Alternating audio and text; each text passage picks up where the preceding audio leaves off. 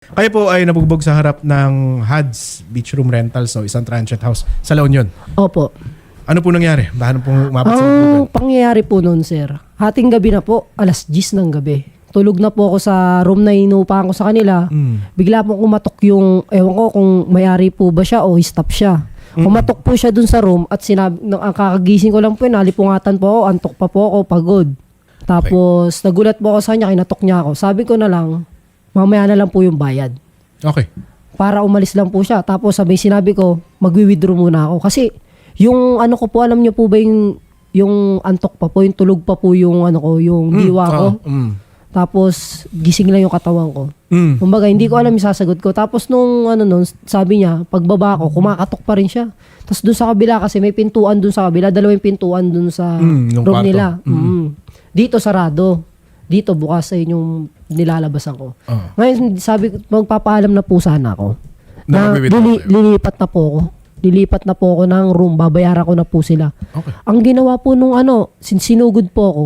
Doon po sa San Juan, La Union, sir. Ano po, hindi po sila hindi po ako pinayagan mag-complain. Ang Bakit? pinayagan lang po mag-complain yung nambugbog po sa akin. Bakit daw hindi ka pinayagan mag-complain? Hindi ko po alam, sir eh. Basta hinarangan ka ng polis na magreklamo. Opo, sila lang po pinayagan mag-complain, ako hindi po ako Okay. pinag-complain. Pero nagpa-blotter ka man lang, sinulat mo Ayun man po lang ang nila gusto yung... kong request sa Police San Juan. Noong mga panahon na po noon, yung pangyayari na po yung bugbog po talaga ako, bukol-bukol yung mukha ko. Tapos yung di po ako makapagsalita ng maayos. Tapos yung ano ko po, naglabas po ng buong dugo sa lalamunan ko. Okay, so... Ayun po din sinabi ko sa mga pulis.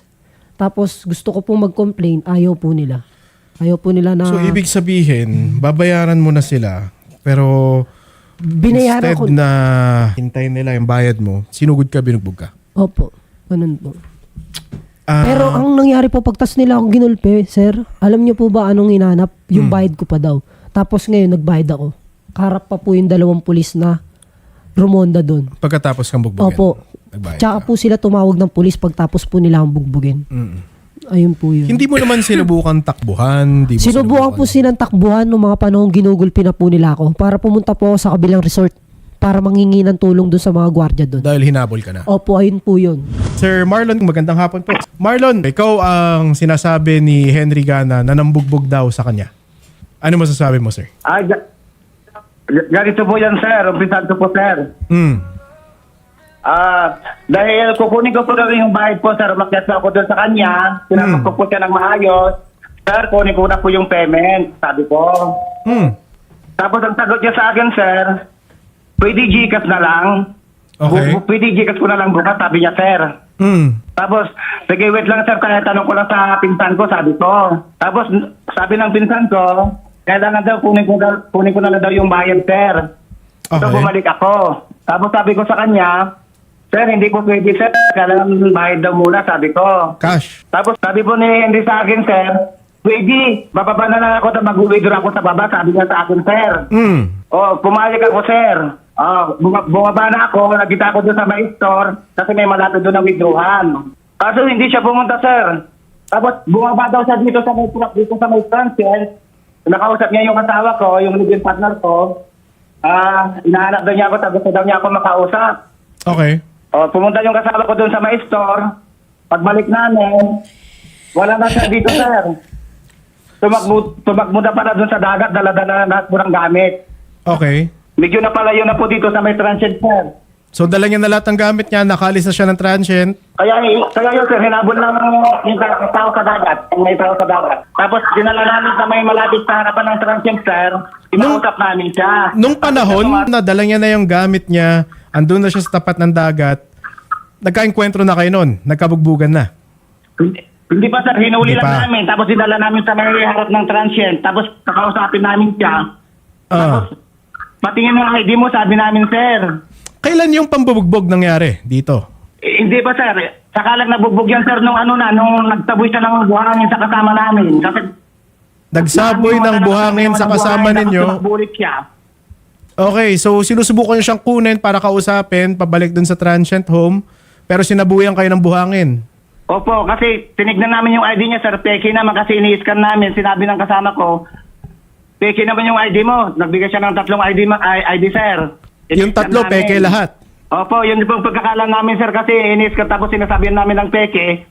Bigla na lang siya nagsabi ng buhangin, sir, yun. Tumakbo siya doon sa may tapat ng OSAM. Hinabol ulit namin, sir, doon. Nagalit na kami, sir. Tapos tumawag na kami ng pulis. Tapos magsasampa kayo Sabi ng... namin, sabi namin, maghintay ka na lang, tumawag kami ng pulis, gusto ka namin imbestigahan, sabi ko sa kanya, sir. Okay. Ayun, nagsabuhay na siya ng buhangin. Tumakbo, ayun, nabugbog na siya. Henry, sinabuyan mo daw sila ng buhangin. Yun, pagsabi ko po ng buhangin na yun, ayun na po yung tumakbo na po ako kasi ayaw po nila akong pakawalan. Sasabihin ko po, tatawag po ako sa gwardiya. Tapos kinuha po nila yung cellphone ko, hindi po ako makakontakt ng kahit sino na pamilya ko. Dahil bugbog sarado po ako. Nabidyoan ko po yun, kinuha po nila yung cellphone ko, sir. At bakit nahanap ka nila sa dagat na andun na lahat ng Tapos gamit isang mo? kasinungalingan din yun, natagpuan nila ako sa dagat. Unang-una sa lahat, nandun lang po ako sa Balibulan. Nandito lang po ako nakatayo, inaantay po sila. Kasi lumayo po ako doon kasi hindi ko po kilala yung mga nagiinuman. Hindi ko po alam na kasama niya. Kala ko siya lang po. Kaya lumayo po ako doon kasi mga lasing yun. Mahirap na po yung pag nakainom ng alak. So ang sinasabi Ayun po. mo, wala kang intention takbuhan Wala naman po sila? akong intensyon na takbuhan. Unang-una sa lahat, hinanap ko po siya. Siya na po mismo nagsabi. Bunganga niya na po. Hinanap ko po siya sa asawa niya. Tsaka dun sa ewa ko kung lola niya po yun. Hinanap ko po siya. Paano ko po siya tatakbuhan kung hinahanap ko siya? Okay. Diba? At sige, sinasabi mo na may magwi-withdraw ka lang sana.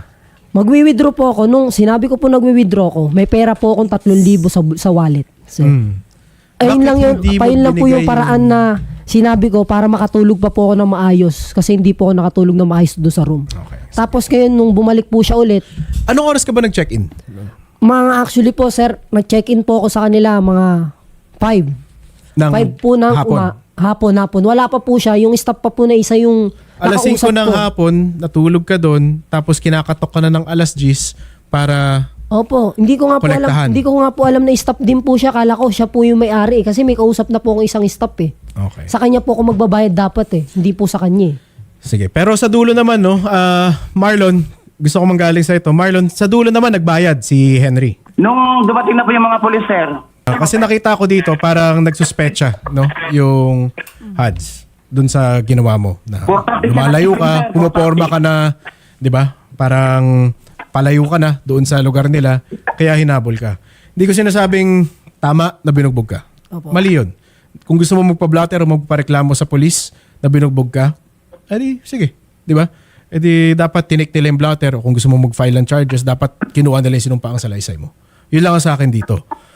Pero, ewan ko minsan tamang hinala siguro sila o masamang hinala, di natin alam.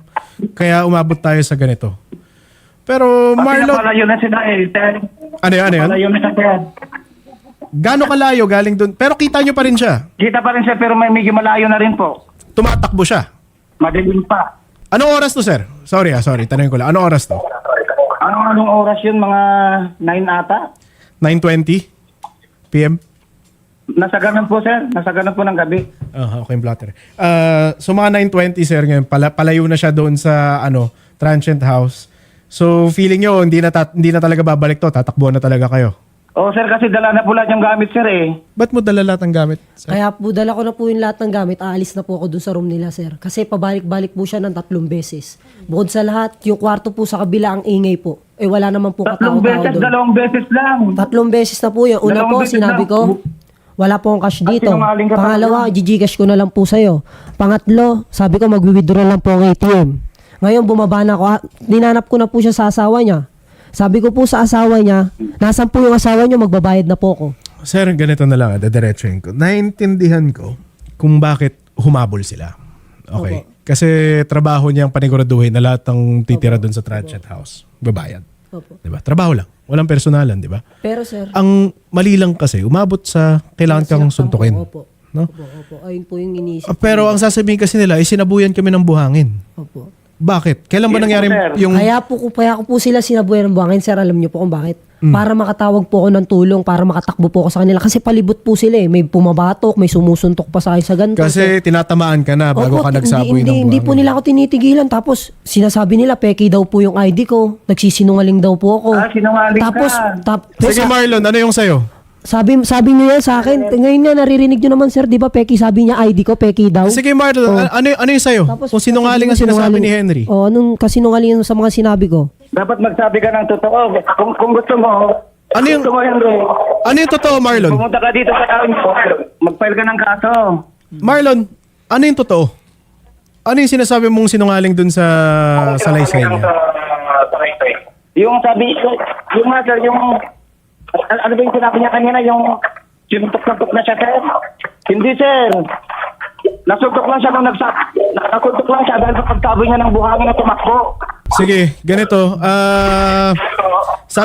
Hindi pa naman na masyado nakakalayo, no? Yung sa'yo nun. Nung panahon. Hindi ka pa masyado malayo nun. Hindi po. Marlon, may CCTV ba kayo? Nasakop dun sa kung saan nangyari tong alleged pagsasaboy niya, pagbubugbog sa kanya? Wala po, sir, kasi dagat po yun, sir. Hindi po dagat yun sir, doon lang po mismo sa tapat nila sir. Anong establishment CCTV yung harap may nung CCTV. kung saan siya CCTV natamaan? po. Cottage po, sir. Mga cottage. Anong cottage? Kung pumunta yung team namin dyan, ituro nyo kung saan yung nangyari Opo. at makahanap kami ng CCTV. Opo, sir. Opo. Opo, sir, anytime, sir. Parehas kayo, okay kayo doon, di ba? Opo, Magre-request tayo ng CCTV Opo, sir. copy Kasi doon doon. po mismo sa tent lang po nila nangyari yung pambubugbog nila sa akin. Gabi po yun, may CCTV po, baka narangan Sige, po. sige lang. Ganito na lang, no? Hindi ko Opo. Anyway, Sabi nila sa dagat daw po nila ganun po. ganito na lang kasi parehas rin naman may issue dito, no? Both sides. Dapat kasi binayaran mo na lang agad. May 3,000 ka naman pala sa bulsa. Opo, binahara ko na po. Nung Hindi, ano, dapat agad mo binayaran. Pare, nung siningil ka, edi sana binigay mo na lang. Sir Garrett. Edi tapos agad. Hinatid ko nga po yan si Henry doon sa may sakayan ng basa para masigurado ko lang na makauwi siya. At yung pagkatapos namin nag-usap doon sa police station, Pagkatapos yung bugbugay, pagkatapos yung masuntok. pagkatapos namin nag-usap sa police station, sir, hinatid ko pa doon sa may sakayan ng basa may waiting area. Sino ba yung sumuntok kay, Henry? Ay, Marlon? yung kwan po yun, sir, yung torper po dito, sir. Ganito na lang, no? Para patas tayo. Matuturo mo ba sa akin kung sino yung sumuntok kay Henry? Oh, sir, dalawa lang naman kami, sir. Dalawa lang kayo. Sige. Kasi sabi mo kanina, mag-file na lang siya ng kaso. Ako, agree ako doon. Kasi ang reklamo niya naman sa amin, hindi siya hinayaang magreklamo ng kapulisan dyan sa La Union. Diba? E di, punta na lang kami dyan sa La Union. Tulungan namin siya, sampayan kung ano mang reklamo niya. Bahala Okay na. po, sir, okay po. Diba? Anyway, sabi mo naman, Okay lang po, sir. matibay naman na baka nga may CCTV tayo. Papakita naman na nanguna siya, ganyan. E di wala rin papupuntahan yung reklamo niya. Opo. Oh, Hindi kasi, simple. wala kasi CCTV dito sa dagat, sir. Yun nga. Kailangan mo ng ebidensya pag nagsasampa ng kaso, di ba? Yun nga, hayaan na natin siyang lumaktaw doon kung kailangan. Pero kunin man lang yung reklamo niya. Okay, sir, eh. Major Organista, Chief of Police ng San Juan La Union PNP. Major Organista, may reklamo po kasi sa amin yung complainant namin dito ngayon na siya ay na-involve sa isang apparent na pambubugbog, no? Diyan sa HUDS, Transient House. Yes, sir. Hindi daw siya hinayaan magsampa ng kanyang reklamo nung panahon na siya ay dinala dyan sa kapulisan, no? Bakit po kaya, sir? Itong Sir, March ganito po 26, ang nangyari 9:20 p.m. to, sir. Yes, 26 yan, sir. Yes. Nag-usap kami ng investigador ko talaga dyan, sir. Indeed talaga, sir, nag-responde yung tropa natin doon. Yung sinabi na nagbayad na siya doon, sir, doon mismo sa lugar. Tapos pinunta dito sa police station. Ngayon, sir, nag-usap sila na nagkaayos na sila. Actually, yung si Henry, tinawagan niya pa yung nanay niya at pinakiusap pa sa investigador ko. Okay. At ang sinabi ng investigador ko na karapatan ni Henry nag-file ng kaso kasi may allegation nga siya, sir. Opo. Tapos ang sabi daw ng nanay na hayaan niya na yung ganon. Tapos ang gusto lang makauwi yung anak. So parang Tapos, nag-quit claim na sila. May, parang ganun, no? Yes, sir. Okay. Oh, sir. Tapos nag-usap pa si Kwan, sir. Yung mother niya at saka yung si Carding, yung may-ari ng Kwan. Nag-usap sila na nag-settle sila. Ayun pala eh. Di nag-quit Okay, claim na pala sila, Major eh. Kaya nga, sir. Kaya, Okay. Pero ganun pa man, sabi ko sa kanila, sabi ng investigador ko, kasi yun naman, sir, ang proseso na Tama. karapatan niya pa rin. Kasi rights na yun, sir, na mag-file ng kaso. Pero Tutuloy rin Major, yun, sir, na Kwan. kahit papano Major, Yes, sir. no, I agree with yung investigator ninyo. Pag nag-quit claim na kasi, nag-settle, no charges na tayo, bayad naman na ako, okay na. Tama rin lang po na hindi natin tanggapin yung complaint kasi sayang po yung oras ng kapulisan natin kung quit claim na po. Yes nga sir, kasi pero inoffer talaga yan sir. Kasi Opo, may opo. allegation na nga siya na Okay. ganito. Ganon din yung sinabi ng investigador namin dito sa may-ari ng HUD. Sabi niya, karapatan Napaliwanag ko yun na naman pala po. mag-file. Napaliwanag yun naman pala po Oo, kay Henry, no? Na, Napaliwanag talaga yan sir. Kasi yun ang lagi naming binibilin. Kasi dito sa San Juan, marami na kasi kaming ganyan na kaso sir. Opo, opo. Will let them decide kung anong gusto nila. Kasi hindi naman pwedeng ipagpilitan yung pulis kung anong gusto nila. Okay kasi at po. the end of the day, the prosecution will not stand kung wala yung complainant. I agree po. Opo. Kaya nga sir, inoffer sa kanila. Actually, yung nanay niyan, kahit tanungin niyo si Henry, nag-video call pa yung nanay niya at saka yung tao ko, yung investigador ko. Tapos yung nanay niya at saka yung may-hari ng kwan. Yun ang sinabi ng investigador ko, sir. Okay, sir. Kung gusto niya na mag-file ulit, sir, we are very much willing Pero, to assist him. yes, I'm sure. I'm sure, sir. Pero Henry, nag-quit claim na pala kayo eh. Bayad, quits na, okay na. Ang actually po sir, gusto ko po talagang magsampa po ng kaso. Kaso po, syempre, hindi po ako taga doon. Tapos ang kagustuhan po ng mama ko, umuwi na lang po ako. Tapos gawin ko na lang po, lumapit na lang po Pero ako. in-offer pala sa'yo ng kapulisan na rights Hindi mo. naman, wala naman pong offer yung nangyari sir. Ako po, gusto ko po talaga mag-complain. Complain po, sabi ko, unang-una po sa lahat, sinabi ko muna po kay PO1 or SUA. Sabi ko, sir, pwede po ba din ako mag-complain? Kasi po hindi ko po nabasa yung salaysay po nila kung ano pong nangyari po at ano po yung nilagay nila sa salaysay nila. Ganun po yung sinabi ko. Tapos, kung pwede po sana, pwede po ba ako magsampa ng kaso dahil sa pambubugbog nila? Ayun po. Ano sabi sa'yo? Wala naman po sinabi yung si Sir Anorsua. Kumbaga po si Mama, ayaw na lang po dun magsampa ng kaso kasi hindi po natin alam kung nabugbog na nga po ako sa lugar na yun. Kumbaga natakot kasi ako lang po mag-isa. Kaya ang ginawa ko na lang po, lumapit na lang po ako dito. Tas wala pa po kaming pera para labanan. Kala ko po siya po yung may-ari ng ng resort eh. Kaya ginulpi niya po ako eh. Sige. Yun pala, stop lang din po siya. Ma'am Jocelyn, magandang hapon po. Andito po sa amin si Henry Gana. Ma'am, may masasabi daw po kayo tungkol sa nangyari sa kanya sa La Union? Opo. Ano po yun, ma'am? Ganito po yung tinawagan po ko ng anak ko. Nandun na po siya sa polis. Ay, nasa mob na po siya. Ay na po siya. Pati po yung bugbog sa kanya. Tapos ngayon po, nung nandun na siya sa polis, nakikita ko po na ang gabi-gabi yung anak ko. Hindi siya pinakikinggan ng polis. Ang pinakikinggan na nila yung complainant. Yung bugbog sa anak ko. Ngayon ang sabi ko, pulis ho kayo. Dapat ho kayo gunit na. Alam niyo ang tama. Ang sabi ko dito sa polis, sabi ko, alam niyo yung tama, sir. Ang anak ko ang nagrabyado. Tignan niyo ang pagmumukha ng anak ko.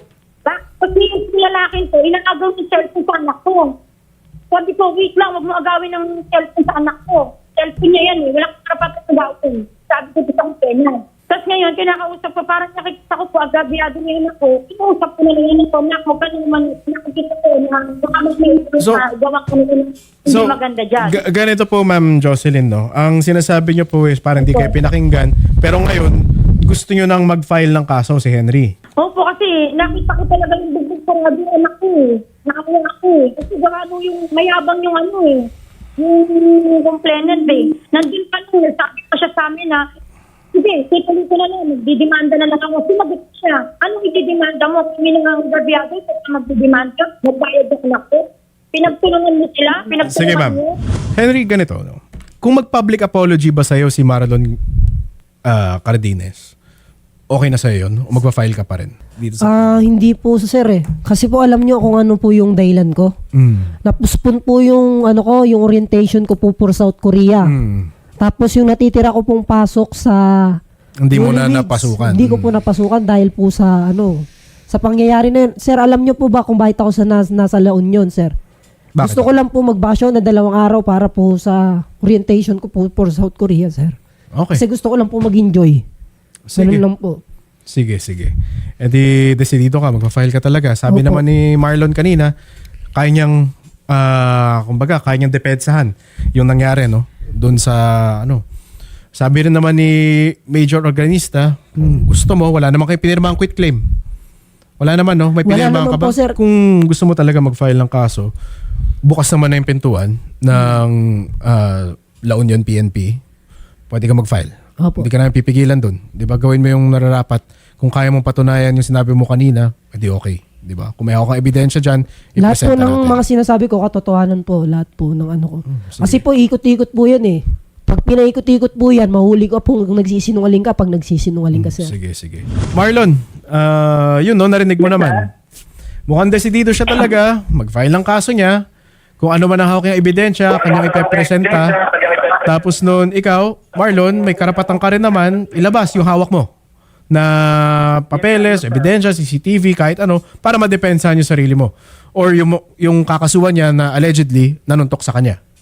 Sir, actually po, siya din po yung nanuntok sa akin. Siya rin? Opo. Ito po yung suntok niya. Siya po yung umarap sa akin. Kaya hindi po ako nakailag nung pagsuntok niya, sir.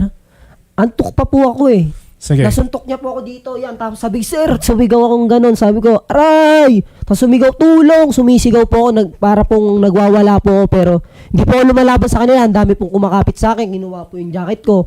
Kinuha po yung bag ko. Gusto pa po kuhain. Sa cellphone ko, magbibideo po ako. Inagaw po. Nandiyan po yun yung video, Sige. sir.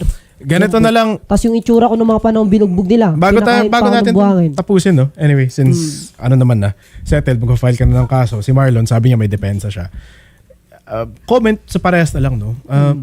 Henry, kasi yung ginawa mong yun, nagbigay ka ng duda dito kay Marlon, may pera ka naman pala, tapos nagbigay. Opo. Di ba? Sana binayaran mo na lang, di wala tayo sa sitwasyon na to. Di ba? Hindi na sila nagduda, di sana tapos na. Pero yun nga, tulad ng sabi ko kanina, mali rin naman sa kahit anong pagkakataon na dumating sa nanuntok sila. Opo. Diba? At kung kaya mong ipruweba na si Marlon na isa sa sumuntok sa'yo, di okay. Tatagos ang kaso mo. Kami, nabuksan naman namin yung pintuan sa tulong ni Major Reynante Organista na makapag-file ka. Pumunta ka doon, gumawa ka ng sinumpaang salaysay at sila ang tutulong magdala nun sa piskalya. E di bahala na ang ebidensya. Diba? Kung saan tayo dadalhin ng prosecution pagkatapos nun. Okay? Okay tayo doon? Marlon, okay yun? Okay sa'yo yun? Sir, okay lang yun, sir. So, ayun, samahan ka namin kung kailan mas schedule yung reporter Yes natin. po, attorney. Kung kailan tayo makapag-file ng slight physical injuries.